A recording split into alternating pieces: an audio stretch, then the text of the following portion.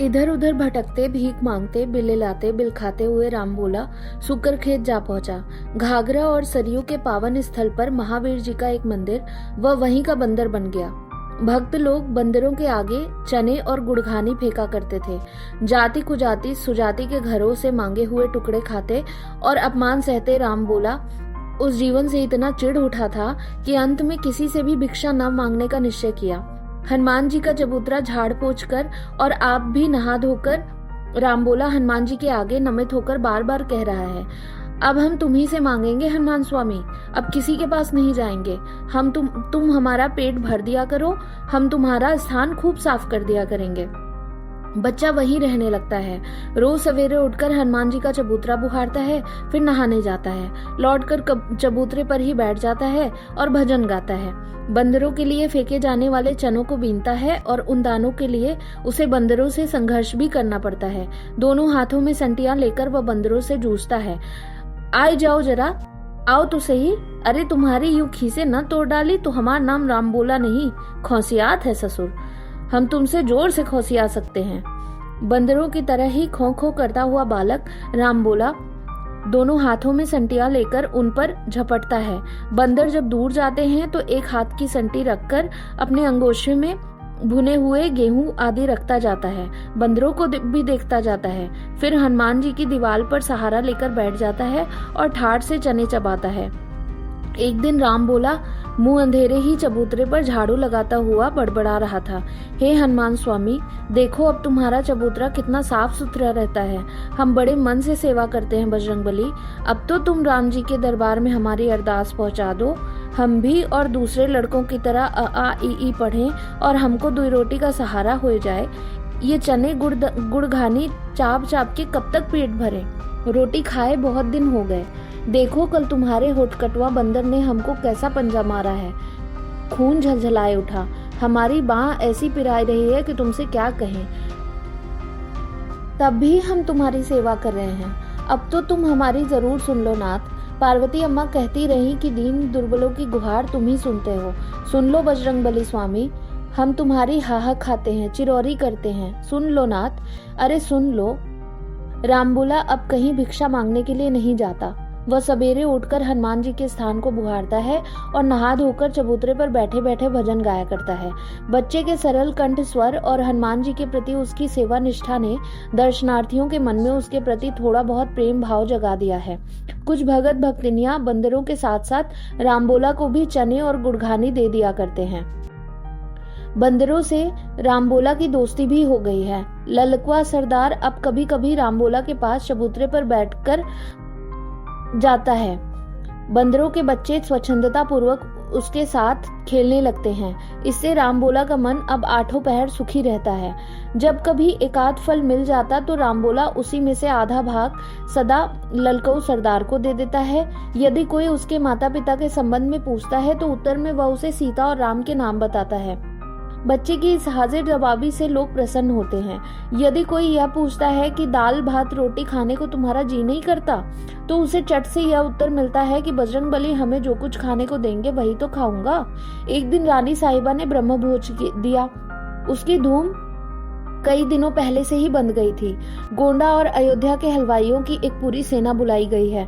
बड़ा शोर है कि राजमहलों में मिठाइयां बन रही है। आसपास के गांवों के हर ब्राह्मण परिवार को न्योता मिला है। भिखमंगों में उत्साह की लहर दौड़ गई है। चींटियों की तरह से रेंगते हुए जाने कहां से झुंड के झुंड भिखारी अभी से ही आने लगे हैं। बहुतों ने हनुमान जी के चबूतरे के आसपास ही डेरा डाल दिया है। इसके कारण बंदरों और रामबोला को अपना दैनिक भोजन भी नहीं मिल पाता। एक मुड़ चढ़ा भिखारी कल से बराबर इसी घात में रहता है कि कोई भगत हनुमान जी की खोंची डाले और वह उसे हड़प जाए। रामबोला ने जब आपत्ति की तो मार खाई। कल सारा दिन रामबोला और बंदर भूखे ही रहे। दूसरे दिन से ही बंदर तो वहां से हट गए, पर सवेरे जब दर्शनार्थी आए तो रामबोला ने गुहार लगाई, देखो ये पंच हमें मारते हैं। कल से न हमने कुछ खाया है और न हमारे बंदरों को कुछ मिला है। यह सब पंच मिलके हनुमान जी का स्थान भ्रष्ट करते हैं। इनको आप यहाँ से हटा दें। अपनी शिकायत सुनकर भिखारी और भिखारिनें रामबोला को चेचे करके कोसने लगती हैं। भिखारी दल किसी भी दर्शनार्थी के वश का नहीं था और हनुमान जी के नाम पर निकाले जाने वाले चने आदि को चबूतरे पर डाले बिना घर लौट जाना भी उनकी धार्मिक भावनाओं के प्रतिकूल था। हनुमान जी की खोजी डाली गई और भिखमंगों ने उसे लूट लिया। यह देखकर रामबोला को बड़ा ताव आ गया। उसने बजरंगबली से शिकायत की, हनुमान स्वामी तुम साखी हो, हम कल से इनके कारण बड़े ही दुखियाए रहे हैं। तुम्हारे बंदरों को भी खाने को नहीं मिलता और ऊपर से ये हमको मारते हैं। अच्छा, अब हम भी बदला लेंगे। लेकिन बदला लेने का कोई उपाय न सूझा। सारे दिन भिखारी भिखारिनों से लड़ते झगड़ते और खौखियाते ही बीत गया। नींद भी ना आई। सवेरे चबूतरे पर झाड़ लगाने लगा तो भिखारी बच्चों ने उसे चिढ़ाने के लिए गंदगी का अभियान चलाया।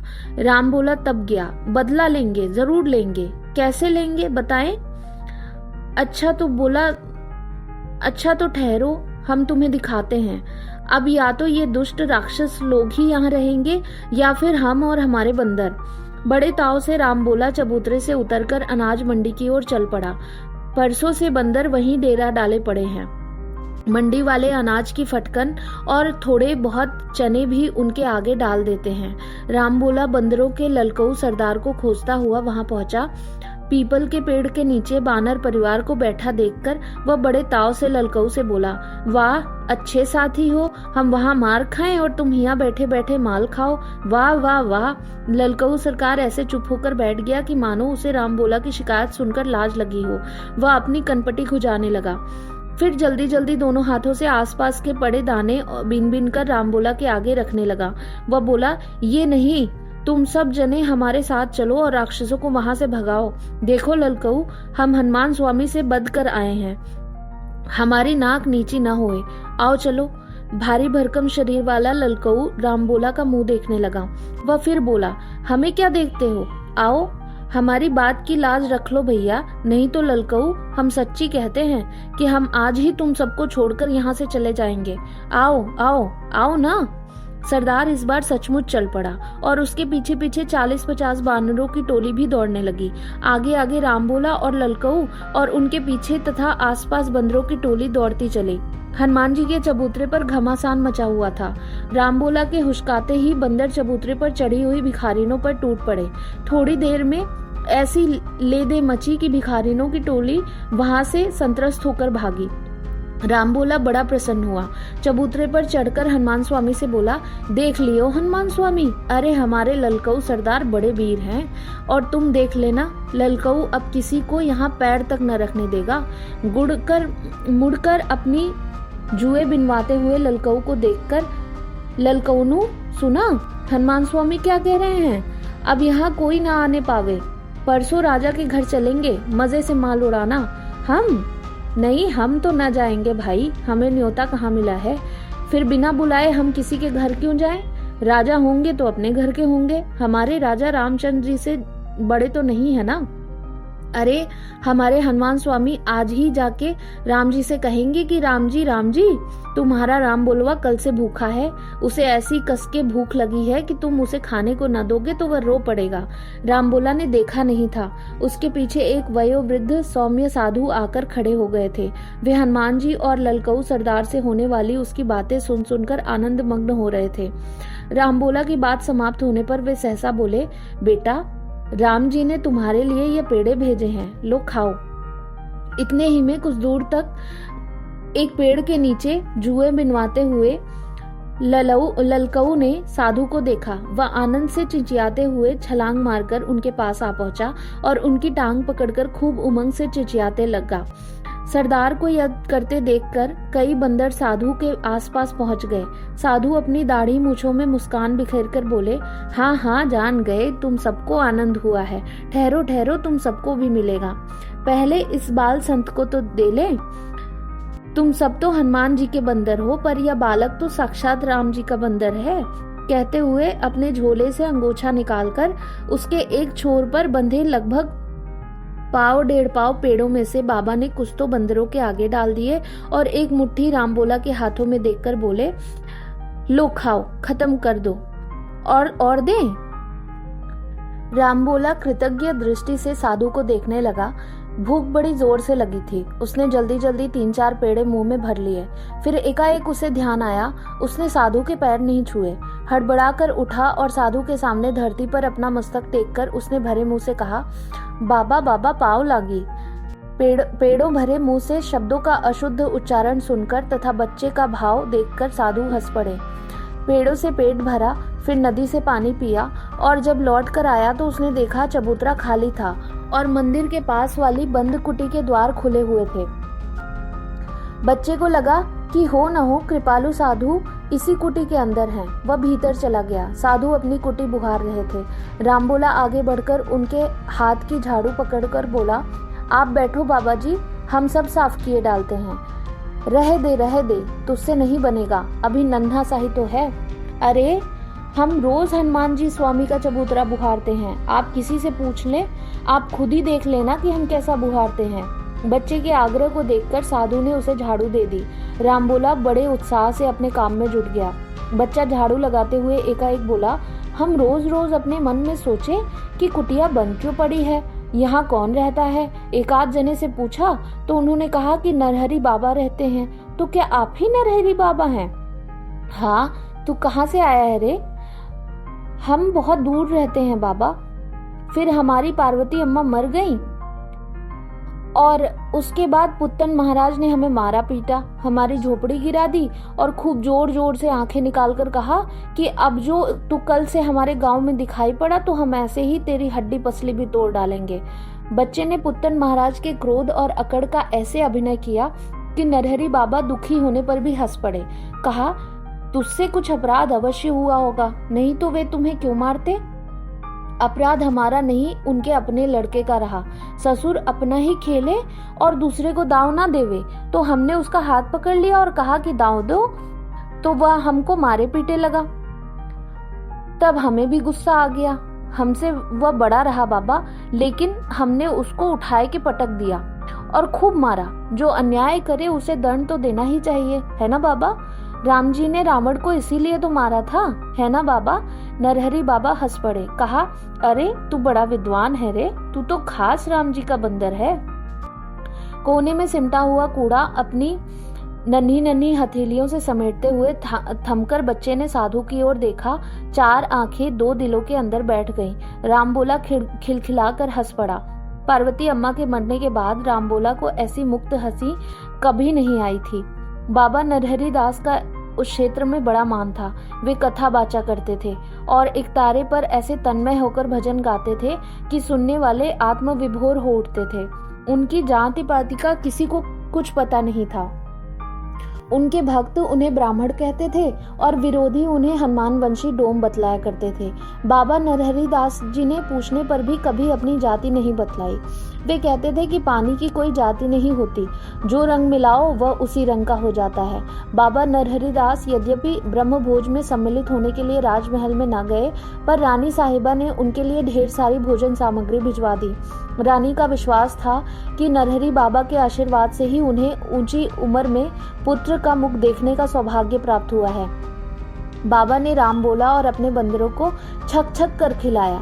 फिर स्वयं सारी भोजन सामग्री को एक में मींचकर तथा उसे पानी में सान सान कर खुद खा गए। राम बोला को उनकी भोजन पद्धति देखकर बड़ा ही आश्चर्य हुआ। बाबा जब खा पीकर चैन से बैठे तो राम बोला ने उनसे पूछा, बाबा एक बात बताओगे? पूछो बेटा। यह इतने बढ़िया बढ़िया मोतीचूर के लड्डू, पूरी, खस्ता, कचौरी, रायता सब एक में मिला के गाय बैल की सानी की तरह आप खा गए, तो इसका स्वाद क्या मिला? नरहरि जी मुस्कुराए और कहने लगे, भोजन से पेट भरता है कि स्वाद? दोनों भरते हैं। अच्छा, तो स्वाद भर दिया जाए किंतु पेट न भरा जाए तो क्या तुमको तृप्ति हो जाएगी? राम बोला इस प्रश्न से चक्कर में पड़ गया। फिर सिर हिलाकर बोला, नहीं, बस तो फिर यही बात है, पेट को कोई स्वाद ना चाहिए। यह तो बीच की दलाल जिह्वा ही है जो स्वाद की दलाली लेती है।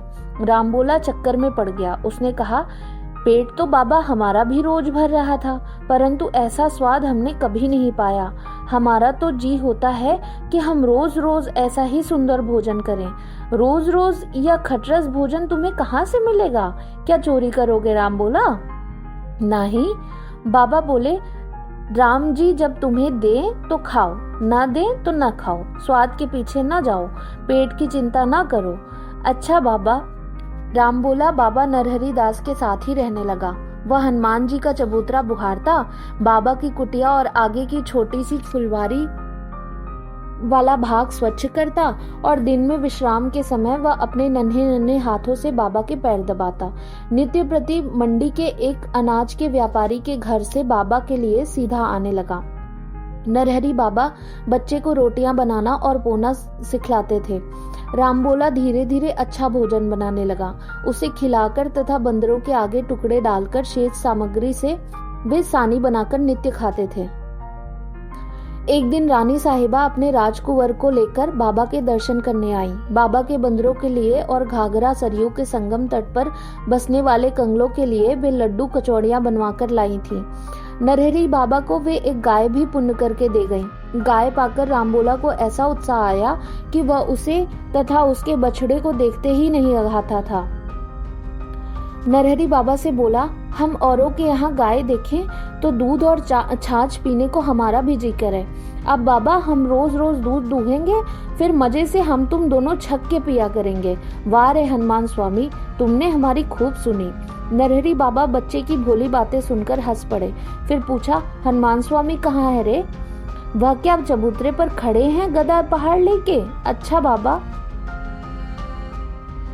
एक बात बताएंगे आप? पूछो। यह तो संजीवनी बूटी का पर्वत है ना? तुमको कैसे मालूम? राम बोला, हमारी पार्वती अम्मा ने एक बार हमको बताए रहा।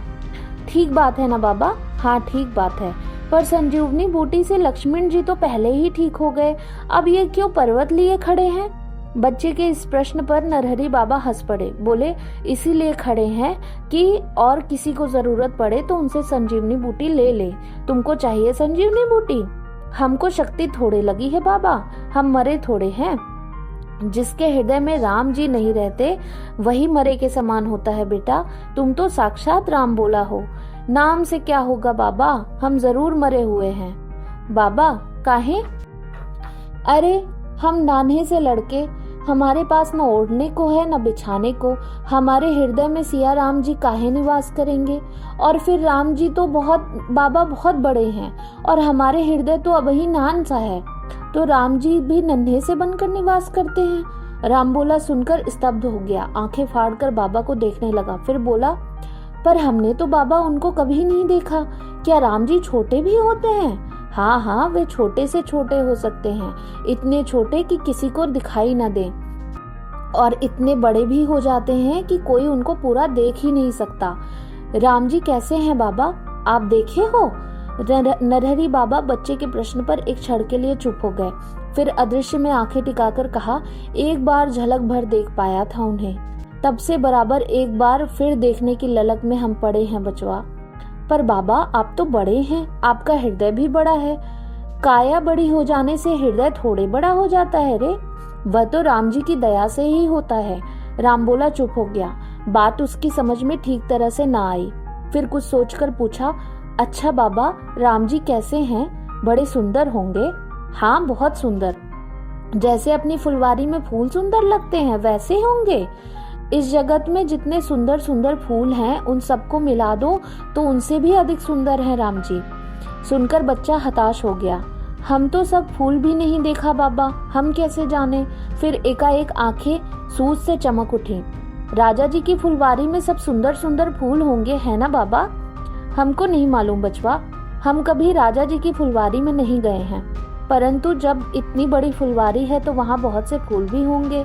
अच्छा, अब तुम हनुमान जी के चबूतरे पर जाकर बैठो और राम जी जपो, हम भी अब जप करेंगे। राम बोला जब बाहर आने लगा तो नरहरि बाबा ने उससे कुटिया का द्वार बाहर से उड़का जाने का आदेश दिया। आदेश का पालन करके राम बोला बाहर आया। बाड़े में एक और गाय बछड़े को बंधे देखकर वह थम गया। देख कर उसके मन में हर्ष नहीं समाता था।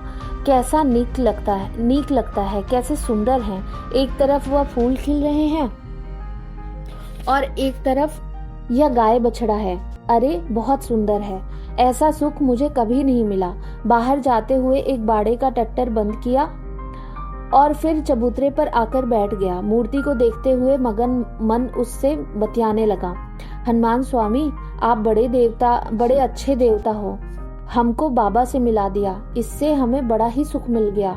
इतनी बड़ी मड़ैया है कि पानी का बाप भी बरसे तो भी हमें नहीं भिगो सकता है। हमारी पार्वती अम्मा बेचारी ऐसी झोपड़ी में नहीं रह सकी। यह हमारी फुलवारी और गाय बछड़ा कैसा सुंदर लगता है।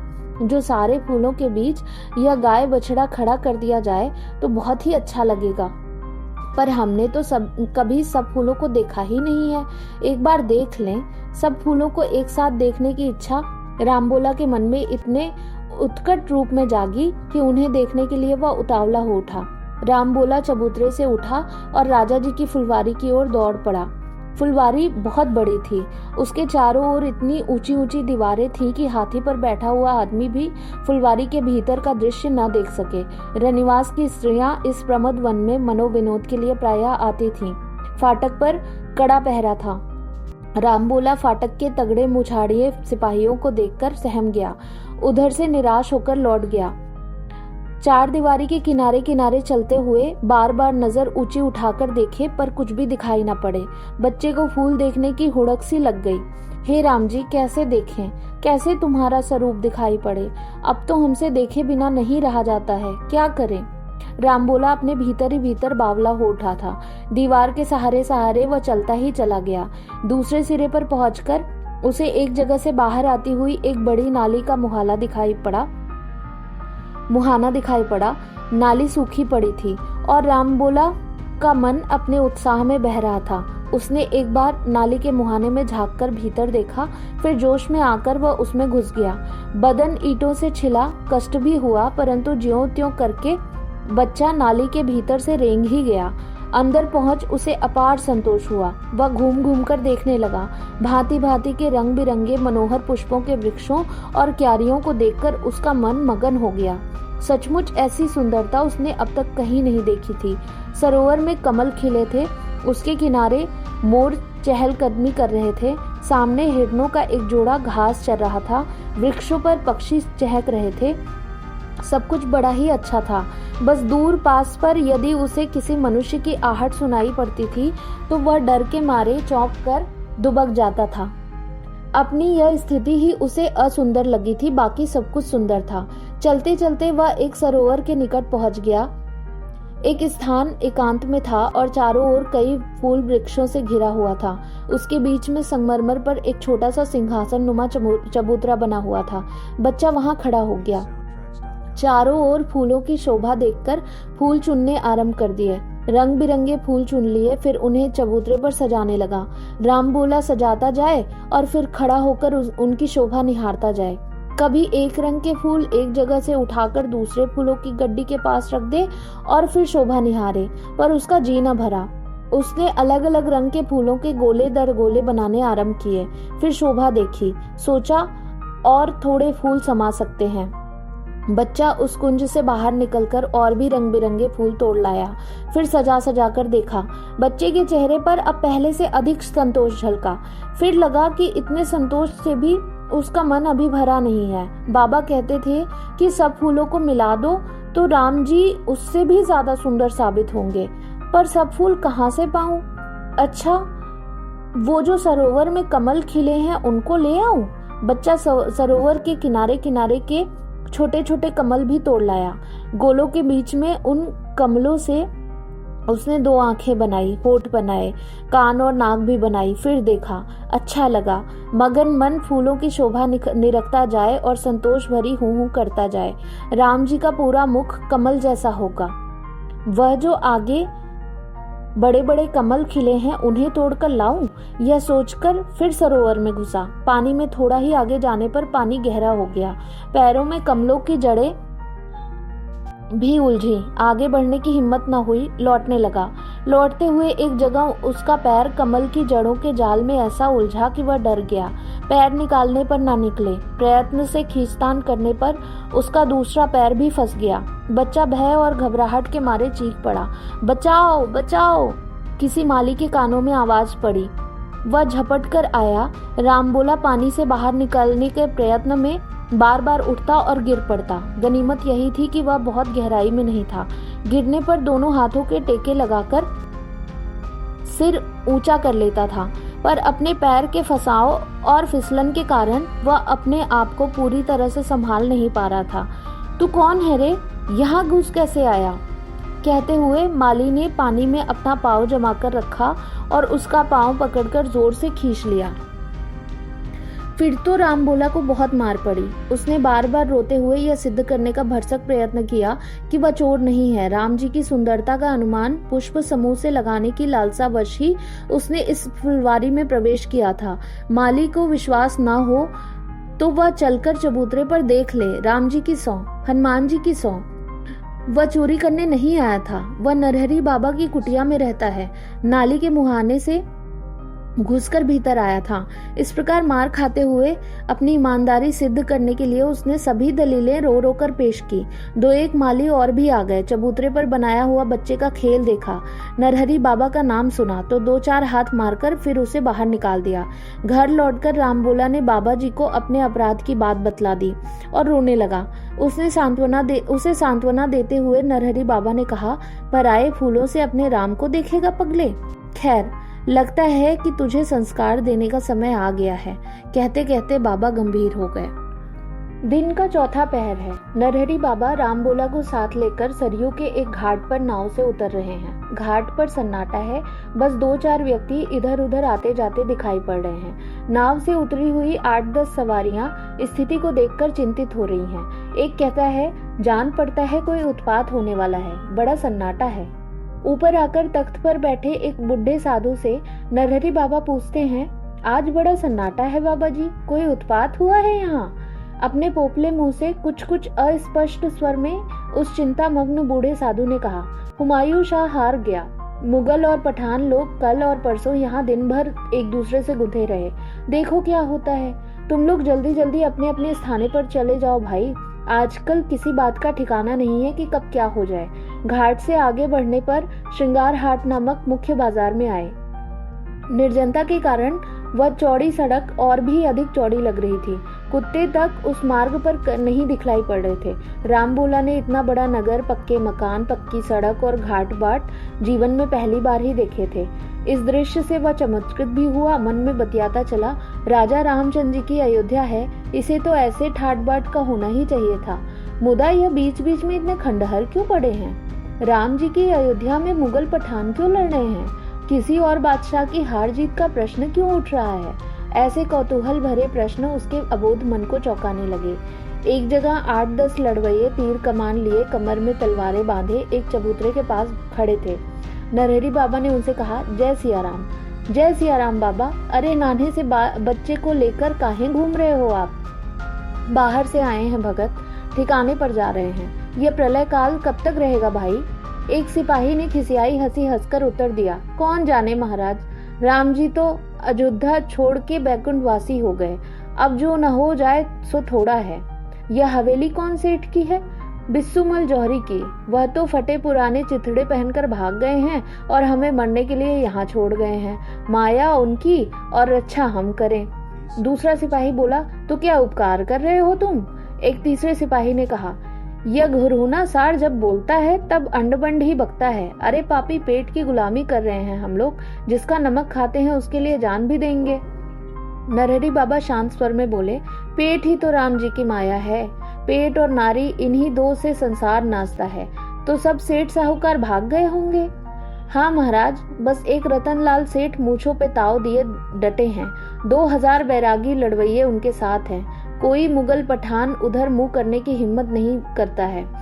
इस हवेली को पार करके बाबा एक गली में मुड़े। गली यहाँ से वहां तक सूनी पड़ी थी। सारे द्वार, खिड़कियां, झरोखे बंद थे। रामबोला ने पूछा, बाबा, राम जी मुगल पठानों को अपनी अयोध्या में दंगा काहे मचाने देते हैं? अरे भाई, राम जी के तो सभी लड़कियां हैं और लड़के दंगा भी करते हैं। क्या तुम दंगा नहीं करते हो? रामबोला झेप गया। बाबा ने कनखी से उसकी ओर देखा और मुस्कुराकर कहा, तुम भले लड़के हो, कभी कभी दंगा करते हो। हल्का विनोद का पुट देकर बाबा ने बच्चे के मन को थाम लिया। एक बड़े फाटक के सामने आकर बाबा रुके। उन्होंने फाटक का कुंडा जोर से खटखटाया और आवाज दी, अंजनी शरण, ए अंजनी शरण। भीतर से कोई आवाज नहीं आई। कहीं दूर पर जय जय सीताराम का युद्ध घोष गूंजा। नरहरि बाबा ने फिर कुंडा खटखटाया और जोर जोर से अंजनी शरण को पुकारा। फाटक की खिड़की के पीछे से आवाज आई, कौन है? हम, नरहरि दास। कौन दास? कहाँ से आए हैं? वाराह क्षेत्र से नरहरि दास। तुम्हारे साथ कोई और भी है? अरे द्वार तो खोलो भाई, हमें पहचाना नहीं? अंजनी शरण कहाँ है? सियाराम शरण दास हैं। जाके उनसे कहो कि वाराह क्षेत्र ने नरहरि दास बाबा आए हैं। फाटक के पीछे से एक नया स्वर सुनाई दिया, हाँ हम चीन गए। फाटक खोल दे जरा मुआ। कुंडी खटकी। खिड़की का एक पल्ला तनिक सा खुला। दो आंखों ने झांक कर देखा और पल्ले झट से खुल गए। आओ बाबा। अरे ऐसी प्रलय में आप कैसे आकर फंस गए बाबा? जय सियाराम, जय सियाराम। बड़ा उत्पात मचा है यहाँ तो। कुछ समझ में नहीं पड़ता है महाराज, क्या होगा। जिस बब्बर शाह ने जन्मभूमि को नष्ट भ्रष्ट किया, उन्हीं का बेटा आज दंड पा रहा है। हार के भागा बेचारा। अब ये पठान क्या करेंगे सो कौन जाने। राम करे सो होए, कलिकाल है भाई। राम बोला बड़ों की बातें सुन सुनकर अपने मन में कुछ विचित्र सा अनुभव कर रहा था। उसके हृदय में कौतूहल भरी सनसनाहट और आतंक की उठती गिरती तरंगे भरी हुई थी। नई जगह का अनजानापन भी मन को अस्थिर बना रहा था। उसके मन में शब्दों का भंडार मानो चुक गया था। मन का यह गूंगापन राम बोला को और भी आतंकित कर रहा था। भीतर दालान में एक वृद्ध साधु चौकी पर बैठे माला जप रहे थे। नरहरि बाबा को देखते ही वे उठ खड़े हुए और प्रेम से उनकी अभ्यर्थना की। बातों के दौर में बाबा ने राम बोला का परिचय दिया। पैनी दृष्टि से बाबा को देखकर महंत जी बोले, यह तो जन्म से ही यज्ञोपवीत धारण करके आया है बाबा, इसे आप क्या संस्कार देंगे?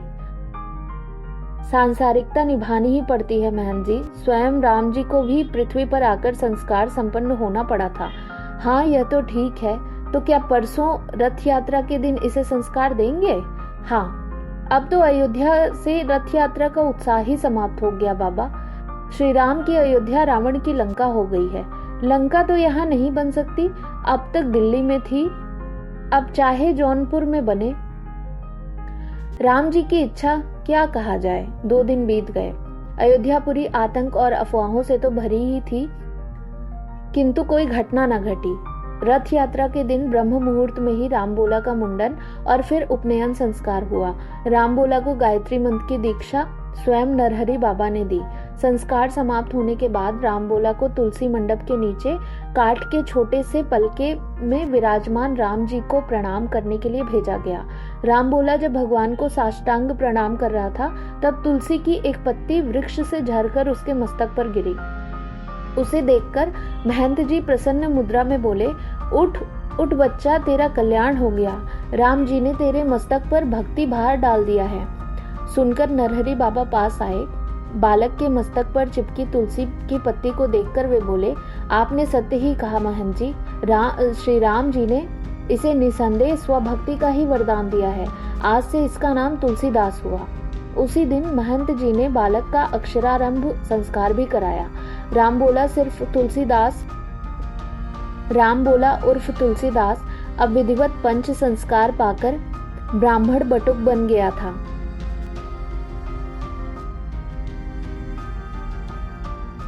महंत जी ने बाबा से पूछा, बालक को क्या आप अयोध्या में ही छोड़ जाना चाहते हैं? इसे काशी ले जाऊंगा महंत जी। आचार्य शेष सनातन ही इसे पंडित बनाएंगे। हमारा विचार है कि अभी आप कुछ दिनों तक अयोध्या ना छोड़ें। राजनीतिक स्थिति शांत हो जाने पर ही यात्रा करना उपयुक्त होगा। राजनीतिक स्थिति अब तो सदा ऐसी ही रहेगी महंत जी। शेर खां आवे चाहे चीता खां, वस्तुतः धर्म से नहीं लड़ रहा है। यह बात अब सिद्ध है। नहीं तो पठान भला मुगलों से लड़ते।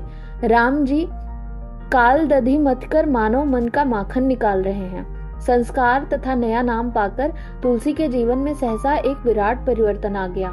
वह बड़ी लगन से पढ़ता। उसे जो कुछ भी पढ़ाया जाता वह दिन भर उसे ही याद करता रहता था। यज्ञोपवीत के 7-8 दिन बाद ही नगर में डोंडी पिटी खुल्क खुदा का मुल्क शेरशाह का अमल।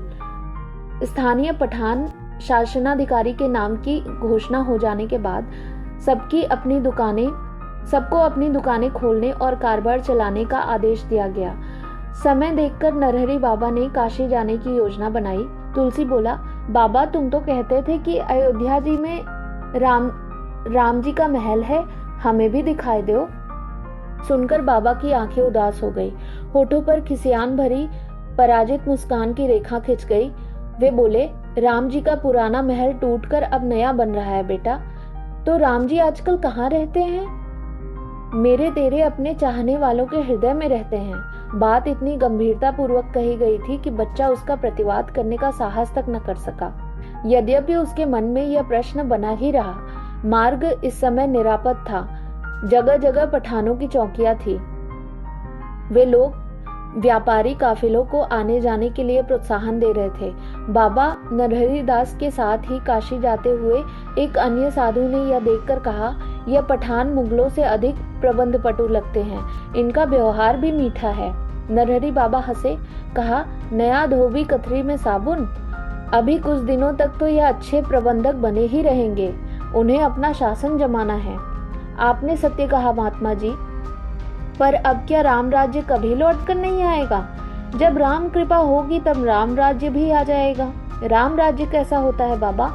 बालक तुलसी ने प्रश्न किया। बाघ और बकरी एक ही घाट पर पानी पीते हैं, राह में सोना उछलते चलो तो भी कोई तुमसे छीनेगा नहीं। जैसा न्याय राम जी करते हैं वैसा कोई नहीं कर सकता बेटा। राम राज्य में कोई दीन दुर्बलों को सता नहीं सकता, कोई भूखा नहीं रहता, कहीं भी चोरी चकारी और अन्य अपराध जनित कार्य नहीं होते। ऐसा राम राज्य कब आएगा बाबा? नरहरि बाबा मुस्कुराए, कहा, तुम आठों पहर अपने मन में प्रेम से गोहराओ, राम जी आओ, राम जी आओ, तो राम जी तुम्हारी गुहार अवश्य सुनेंगे। राम जी आओ, राम जी आओ, राम जी आओ। बालक का भोला मन गुरु से राह पाकर सीधा सरपट दौड़ चला। मार्ग भर वह इधर से उधर मन हटाकर बार बार यही रटता चलता था। उसकी बुदबुदाहट पर बड़ी देर बाद नरहरि बाबा का ध्यान गया। तब तक वे अपनी कही बात को भूल भी चुके थे। उन्होंने पूछा, क्या बुदबुदाता है रे? राम जी को गोहरा रहा हूँ बाबा। तुलसी के सिर पर प्रेम से हाथ रखकर बाबा बोले, गोहराए जाओ, रुकना नहीं, कभी तो गरीब निवास के कानों में भनक पड़ ही जाएगी। एक व्यापारी काफिला इन साधुओं के साथ चल रहा था, इसलिए इन्हें मार्ग में भोजन पानी की तनिक भी चिंता न करनी पड़ी। वे सकुशल काशी पहुंच गए।